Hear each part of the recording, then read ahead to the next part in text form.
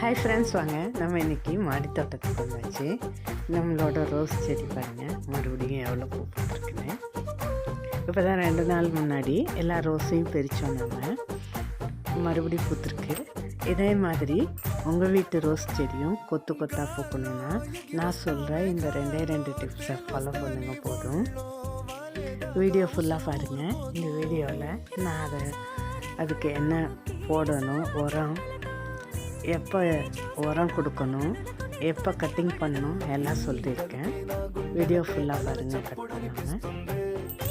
முதல்ல நம்ம இந்த மாதிரி பூக்கள் எல்லாத்தையும் பறிச்சுட்டு அதுக்கு கீழே ஒரு ரெண்டு இலை விட்டு கட் பண்ணணும். அந்த மாதிரி ப்ரூனிங் பண்ணணும். ப்ரூனிங் பண்ணிவிட்டு டிஏபி போடணும். மந்த்லி 2 வாட்டி போடணும், ஒரு 15 டேஸ்க்கு ஒரு வாட்டி. ஓகே ஃப்ரெண்ட்ஸ், தேங்க்ஸ் ஃபார் வாட்சிங்.